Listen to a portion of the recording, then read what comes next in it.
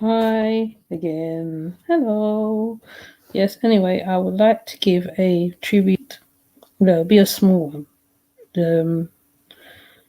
Menelik Shabazz passed away on the 28th. He was a great film producer. He's done many films. He's done many documentaries too.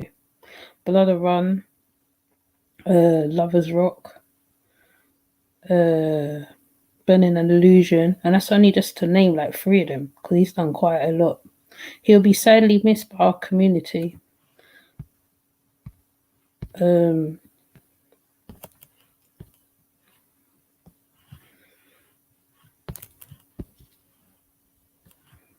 He'll be sadly missed by our community because he's really nice man, you know. Him and his wife, you know, when you meet them, they're always very pleasant people, very, you know, he's a very pleasant person, you know. He's a very calm man, and I think the community will miss him a lot, to be honest. He's done a lot of movies, like I said. Let me show you some of the movies.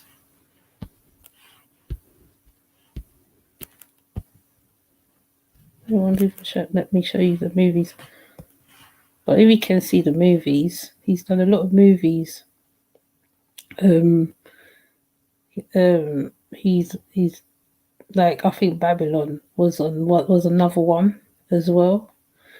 So Menelik will be missed. So this is the tribute to Menelik, the award-winning film director, pioneer of contemporary Black British cinema. Another unknown pioneer passing goes unnoticed by the mainstream, and those benefited from his lifetime work, but will never be forgotten by those that know.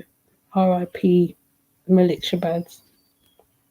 British cinema and cinema at large has lost an important, influential figure today in Menelik Shabazz. This beautiful portrait taken by Yavis Salom shortly after one interviewed Menelik at BFI in 2021 conveys to me and his grace and grit. Menelik Shabazz. It is with great sadness that we announce the passing of the beloved father, brother, partner, uncle, Menelik Shabazz, a passionate filmmaker who forged the way for others. We have been touched by the tributes. Thank you. That's from his family.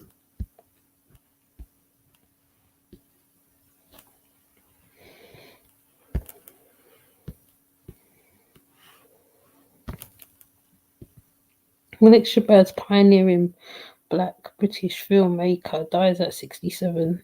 Burning an Illusion director, founder of Black Filmmaker Magazine, died while working on a new film in Zimbabwe. Menelik Shabazz, the director and writer who blazed the trail for the Black filmmakers in the UK, has died. The news confirmed to The Guardian by Shabazz's daughter Nadia Denton, who said that the director died in Zimbabwe on Monday of diabetes-related complications. Shabazz was working on a new project, The Spirit Return, his first full-length fiction feature since his 1981 debut, Burning an Illusion. In a statement, his family said Menelik was a passionate filmmaker and forged the way for many Black filmmakers who have been touched by the tributes from those that knew him and worked with him and was inspired by his work.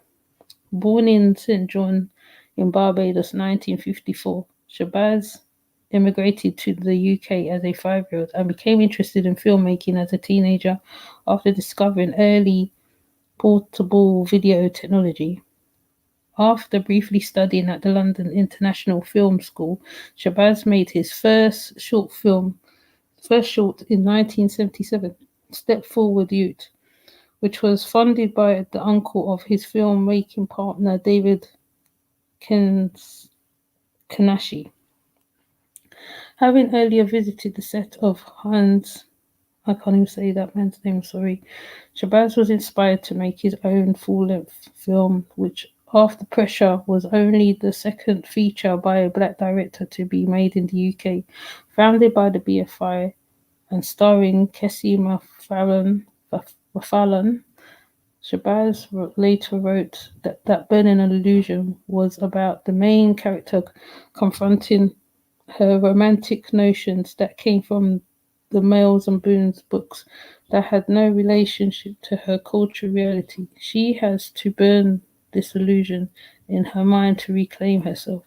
In the same year, Shabazz made Blood of Run, and a hard-hitting documentary about the Black People's Day of Action march protesting about the New Cross fire, in which 13 young people died. As part of his commitment to supporting and enabling Black filmmakers, Shabazz co-founded the Ceddo Film and Video Workshop in 1982, a collective supported by Channel 4 and the BFI, and this was part of the movement including Black Audio Film Collective, Sankofa Film Video Collective. For Ceddo, and Shabazz directed 88-minute TV documentary Time Management, a blend of science fiction, poetry, religion, which Shabazz called the most radical film about the Black experience ever shown on British TV. In 1996, Shabazz was commissioned by the BBC to make a drama for the Hidden Empire series about a Jamaican preacher, Paul Bogle, who was executed by the British, the British people, the authorities, in 1865 after leading the Montserrat Bay Rebellion. Having grown frustrated with the film industry refusal to back any of his other projects, Shabazz turned to publishing and set up a Black Filmmaker Magazine in 1998 with the intentions to pass on information to the next generation about the film industry.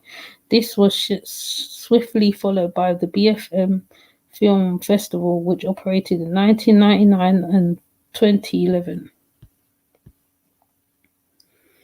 Shabazz returned to filmmaking in 2011 with the reggae documentary The Story of Lovers Rock, telling The Guardian the media focus has often been on our parents and generation, the Windrush generation, but my generation, the rebel generation who came in the 60s, and those who were born here in the 70s, we have been very much influential to mainstream British culture.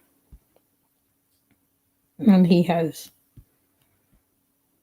So that's just a little bit on him. Oh yeah, let's finish it.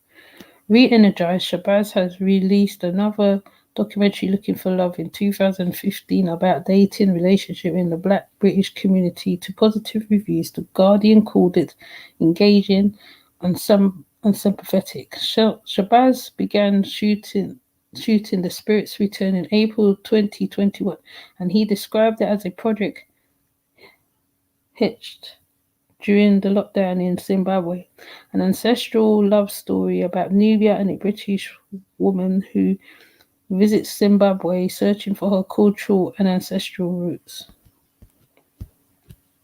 So this is the man himself.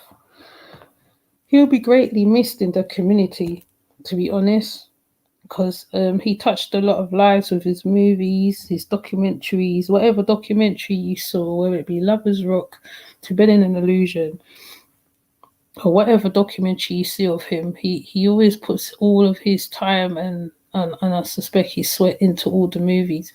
So this is a tribute to Menelik Shabazz, the filmmaker, and my condolences to his family. And I know he's resting in his power because he was in the place where he wanted to be. So he died in Africa, so which is what most people hope to be. So with that said, I'm going to leave it right there, to be honest, because it's still fresh. There probably will never be another filmmaker like him again. He will be well missed in the community, and yeah. So with that said, I'm going to come off and just send your condolences to his family when you're on any of his pages or any of his film pages or whatever. Send love, and just have a good day, a good afternoon, and just send a vibe to his family, basically. That's all I want to say, really. So I just thought I'd do this because I've met him personally, and reading about him, it's even more. He's done a lot in his lifetime, and he'll be greatly missed, basically. So with that said, have a good day or good night.